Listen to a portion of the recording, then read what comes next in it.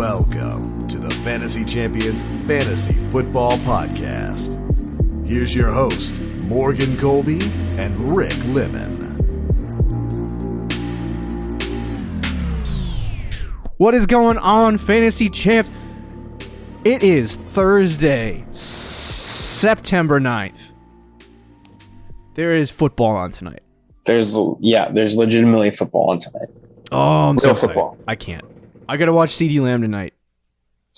And this week, If you watch, what did you say? I said this week is week 1, which means we get a ton of football. Oh, we get all of the football. So I'm freaking excited. And we got our first starts and sits episode of the year. My name is Morgan Colby. I got Rick Lemon with me as always, by the way. If you hear a loud ruckus noise in the background, I apologize. Mm-hmm. Just ignore it. Try your best to ignore it. So anyway, just a quick housekeeping note. We are not doing a trade targets episode, which is what we're going to be doing on Fridays. Tomorrow we are going to move that to next week and start that next week. So we're only doing 3 episodes this week. So next week starting 4 episodes. So it should be interesting. Do you have any based on the guys on this list? Maybe we'll do that after. I was going to say based on the guys that we have on our list, is there anybody who might have a bad week 1 that you would be jumping out the door to go trade for? Yeah. There's like 2 of them. Do you want me to hold it until after we're done though? Okay. I'll do the intro stuff and then we'll go for it. But anyway, before we jump into our starts and sits for week 1 of the fantasy football season, check out our website, fantasychampions.com. Follow us on any social media platforms, Twitter, Instagram, TikTok, Facebook. Just type in the FF Champs. You'll find us. You find us eventually. If you're listening on Apple Podcasts, Spotify, Stitcher, or any other podcast platform, leave a review, share this podcast with your friends. If you're watching on YouTube, subscribe, click the bell for notifications, like, and then comment down below. Anything really. Ask questions about starts and sits for the week. Probably would be the best guess. Would be the best idea. So let's jump into our starts and sits. At the end of the show, remind me, Rick. We'll talk about. I will try. Maybe some guys, because hey, this is the first starts and sits of the week, and there's 9 guys that we're going to talk about. So yeah, we'll try. Maybe I'll throw it in the show notes right now, just so I won't. Remind self. There we go. All right, so we're going to start with the starts, and then we'll move into the sits. If you have any questions about particular players, like I said, leave them down in the comments. Let's get it started. We'll start with the quarterback position. There was 2 guys, I think, in me and Rick's mind that would be, I guess, the best option for starts this week. Of guys that maybe aren't automatic starts for me. In every league I drafted, one of them is an automatic start because I don't have another quarterback. But for some people, these guys might not be automatic starts. So, or if you're streaming somebody and you happen to have one of these guys in your team, then you should start them. But anyway, we were toiling over Ryan Tannehill, Jalen Hurts. Both of them are fine starts for this week, but we're going to go with Jalen Hurts for this episode. Rick, why don't you tell us a little bit why Jalen Hurts is going to be a start this week? Well, he's playing against Atlanta, and I know every year is different, obviously, off-season moves and everything. Mm-hmm. But last season, Atlanta was, I think, the worst defense in the NFL, at least against quarterbacks for fantasy. So it's a fantastic matchup for Jalen Hurts. And this feels like it's going to be a high-scoring game as well, a back-and-forth type of game. Mm-hmm. And Hurts might throw a pick or 2, but it won't matter because it feels like he's going to throw for 300 yards and rush for 2 touchdowns and throw a touchdown. It's one of those games last year where he had, didn't he get close to 40 fantasy points one week, or he had 30-plus? Against Atlanta? Or I don't think it was against Atlanta, but it was against some crappy team. Yeah. And they ended up losing the game, but he had a very good game, and it was a high-scoring game. I think it's going to be similar to that. Atlanta's defense is just not good. Their pass defense is not good. Right. And I know they've been trying to improve it, but they really haven't done a great job of that. So Jalen Hurts, I think, is in for a monster week for week 1. Yeah, I'm gonna have to agree. I'm gonna say, I'm looking up PFF's. He finished right before I started doing it, but anyway, Yeah, I definitely 100% don't disagree with Jalen Hurts. I think the biggest thing for him is that rushing upside. And there were a couple of games in, like Rick said, in 2020 where he had these really, really good performances. Did you say he had a 40-point performance? Because I kind of want to see that. I think he had, I don't know if he got 40, but he was close one week, I think. I'm going to go check that. Looking at see if, yeah. Yeah, but either way, for me, I kind of look at it. He had a 37-point game against Arizona. That's what it was. Terrible matchup. So, and I believe he had 63 rushing yards and 1 touchdown in that game. So he's obviously, for me, hold on a second. Oh, I thought I almost lost the audio, but we're good. Oh, okay. We're good. All right. So for me, I think that he provides a good rushing floor for this week. What I really want to see is how efficient he is passing the football, because last year, obviously, we look at his completion percentage totals, and it was hovering right around 55%, which is horrible. He never got over 60% in the game. So hopefully you want to see in this game him get over that 60% threshold, but he had some really good performances, and I think like I said, like if you're talking about 60 to 70 rushing yards and a touchdown in this game, I mean that gives you a really good base floor of 14 to 15 fantasy points. And then I mean he could throw for 200 passing yards and 1 touchdown and still have a really good week. So I think that's what you're in for in terms of this game against Atlanta, because Atlanta's defense blows. There's really nothing. Like Rick said, they didn't really do anything in the offseason to try to improve it. So yeah, I'm definitely excited to see Jalen Hurts for week 1 against Atlanta. Let's move on to the next guy, Raheem Mostert at the Detroit Tigers. Detroit Tigers. See, this is what I'm resorted to in the middle of the offseason, studying fantasy football and watching baseball. Yeah. Yikes. The Detroit Lions. He's playing at Detroit, which is Detroit might have one of the worst defenses in the NFL. Yeah. So I'm not afraid to start Raheem Mostert. Now, some people are on the Trey Sermon train. This is the beginning of the season. So this is where your thoughts and all the thoughts and the projections and the ideas and all that stuff that's been percolating in your little minds for your drafts, that's got to get tossed out the window because your team's already drafted, right? So if you think Trey Sermon's going to come out week 1 and absolutely smash it against the Detroit Lions, then, I mean, all the power to you. But the starter right now, according to the San Francisco 49ers, is Raheem Mostert. They showed it when the first team ran out there in the 3rd preseason game. And I don't think that Jalen Hurts. I don't think that you're going to see Trey Sermon come into this game and have a large role. He might have some opportunities. He might get some work, and it's a good matchup for him as well, and they like to rotate running back. So he's definitely going to have opportunity. But for me, Raheem Mostert's going to be the guy with a majority of the opportunity. If you have Mostert, this is a great week to saddle him up either in your flex spot or your RB2 slot. So I would start him against Detroit. Easy matchup.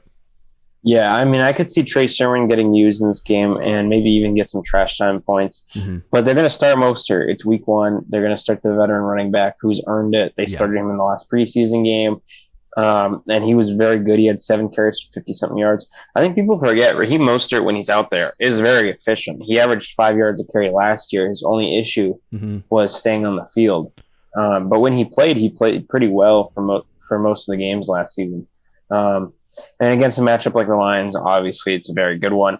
The 49ers are probably going to blow out the Lions, or at least win comfortably, which will lead to some 4th quarter carries as well. So I could see Mostert getting like 15, 16 carries for like 80 yards and a touchdown this week and have some receiving work as well.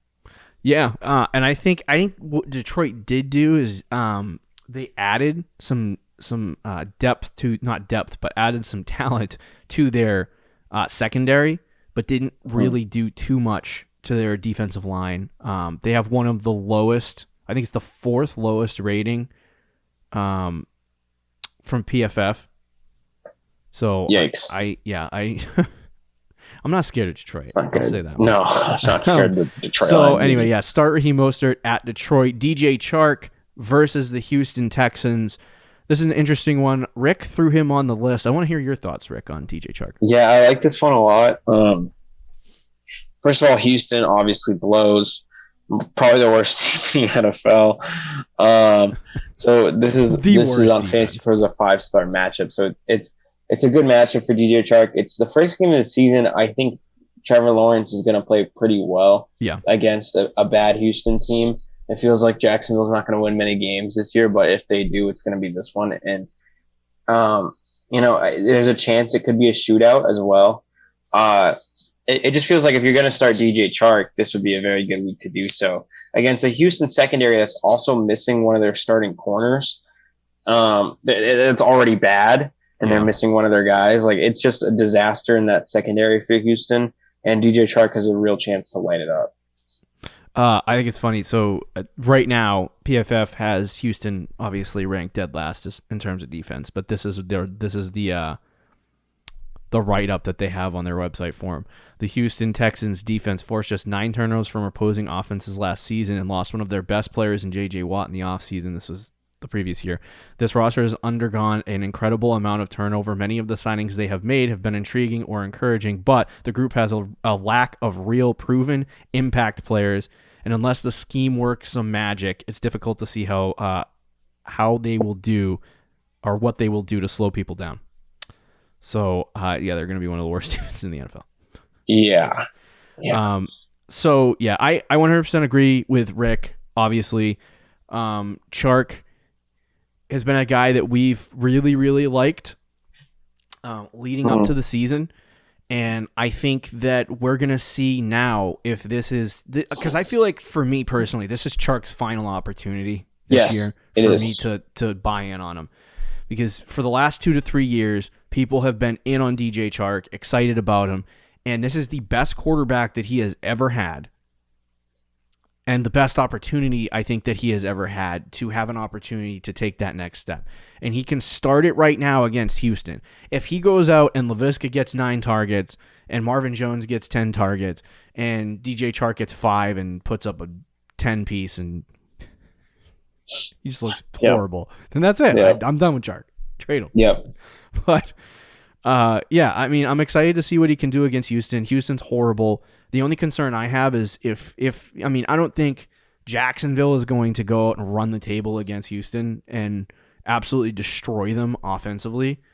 They do have a young quarterback. Their offense was horrible last year. Like, it wasn't bad. It was horrible. That's why they had the first overall pick. They have some good weapons in the offense, and obviously they added Trevor Lawrence, which is a path or they're going in the right direction. Yeah, but I still don't think that Jacksonville has a really, really good chance at having an elite offense. Like, they might go from like 32nd best offense in the NFL to like 25th. Yeah, so they didn't have the worst offense in the league last year, though, did they? I don't know. It was bad, but it wasn't. It was definitely. I would say it was between 28 and 30. Yeah, I think it was probably bottom 5, but I don't think they had the worst. But either way, I don't think they're going to go out against Houston and absolutely rip their pants off and score 35 points in 10 minutes.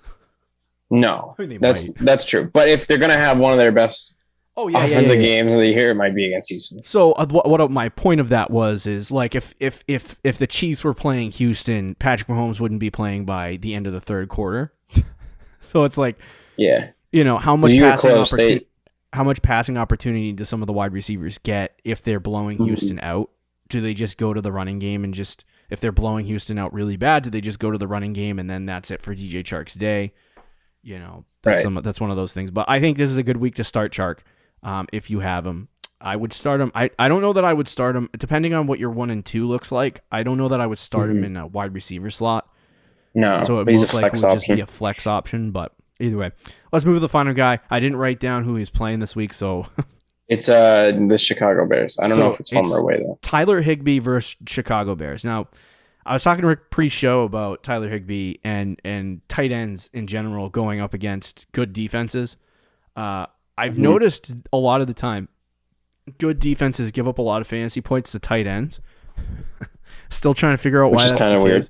I was telling Rick it's because they shut down the tight ends, and the only option quarterback really has to go shut out the wide receivers, and the only option the quarterback has to go to is the running back or the tight end. So it's a lot of, I guess, dump offs. Not that tight ends take a lot of dump offs, but they're usually the third, fourth option in normal offense, is not the Kansas City Chiefs offense.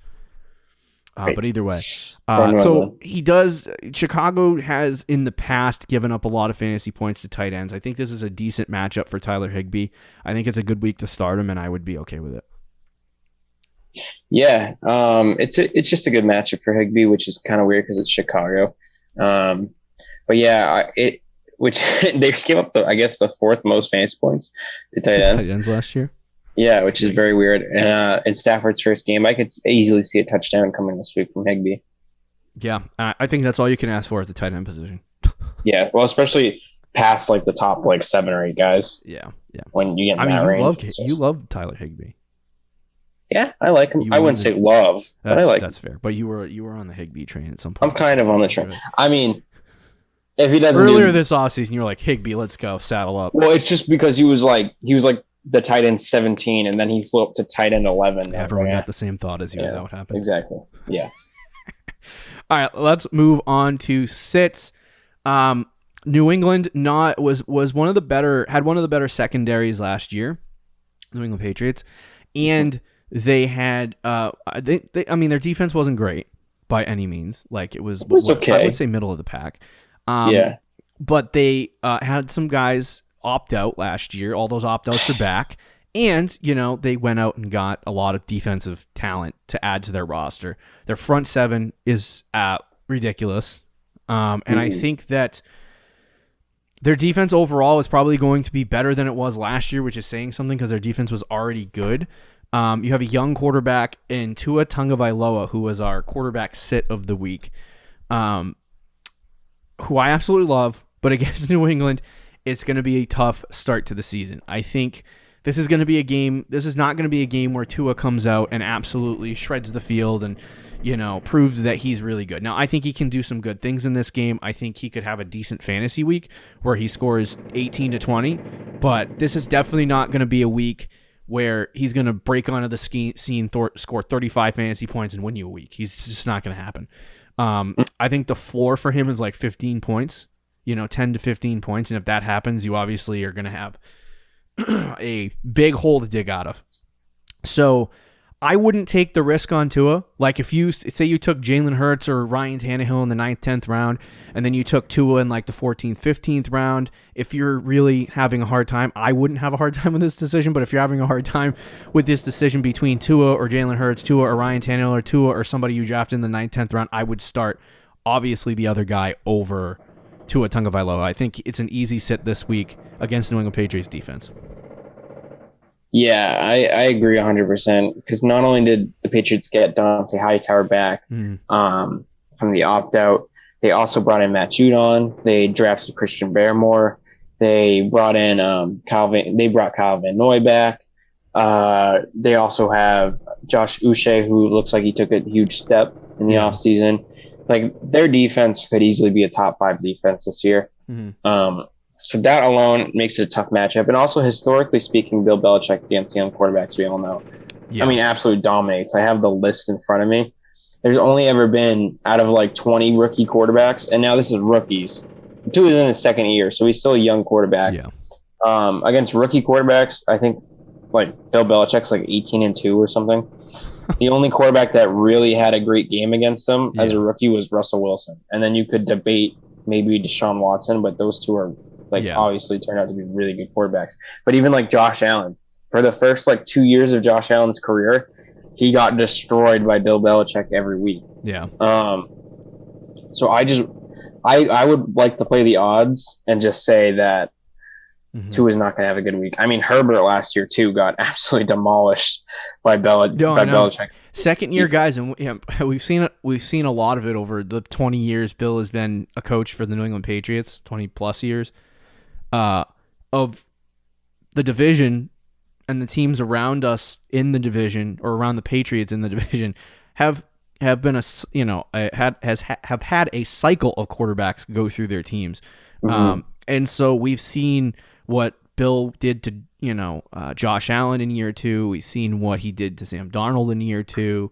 So there's a lot of different variables that you could add into this. I love Tua Tagovailoa, but the schemes that they come up with against these younger quarterbacks are really good. And not only that, but like even if you take that out of the picture, right?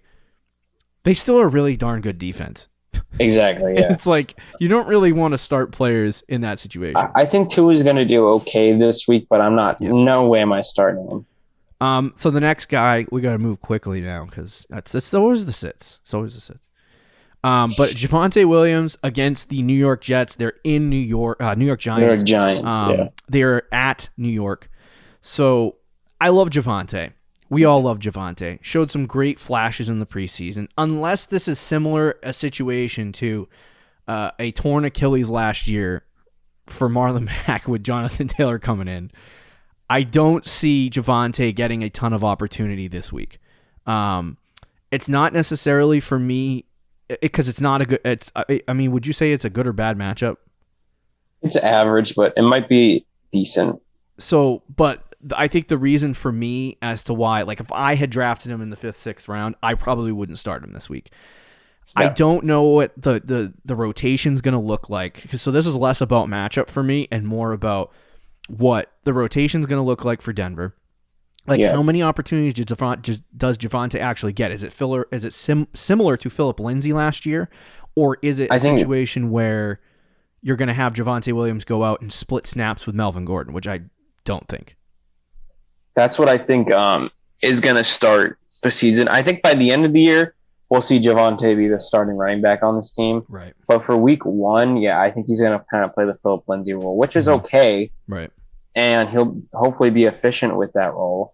But, what is that, like 12 carries, 12, 15 touches? Like, I don't know. It's nothing that's going to... I don't even think. I think it's 8 to 12 touches at maximum. Yeah, right. So like around 10 to 12 touches. And the biggest thing that would provide him a good floor would be touchdown upside, which I think he has a 0%, not a 0% chance. He has a chance. You would have to. Yeah, you'd have to make a nice play. If they're on the goal line, Melvin Gordon's getting the ball.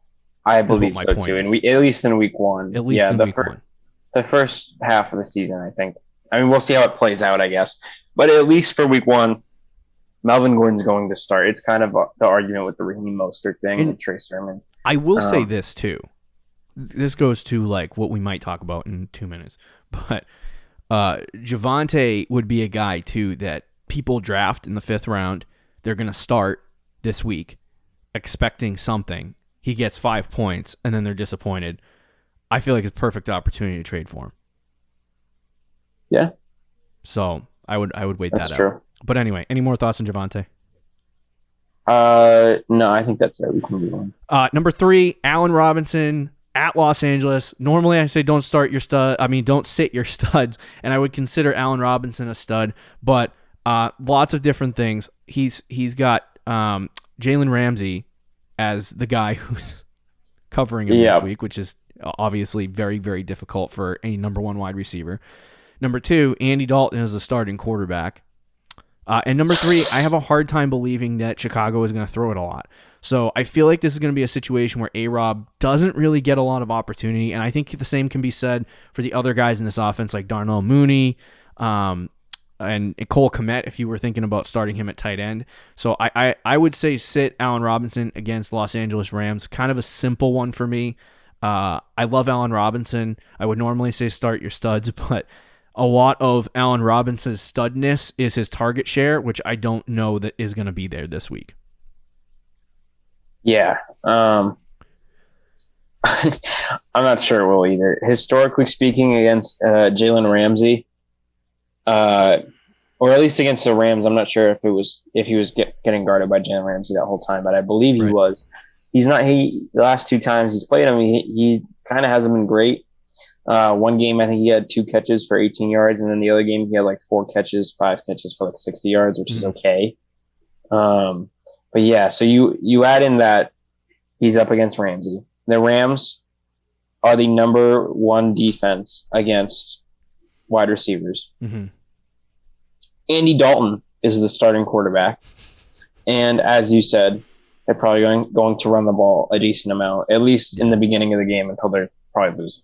But all that being said, it's just it feels like one of the bad weeks for Allen Robinson. Now he's a good enough player where I think he has a floor where he'll get like 7 points, but like do you see him scoring a touchdown? Receiver, yeah, I would saddle him. I don't know. I just don't see Andy Dalton exactly lighting up the Rams, and Jalen Ramsey will be on Allen Robinson. So Andy Dalton lighting up the Rams.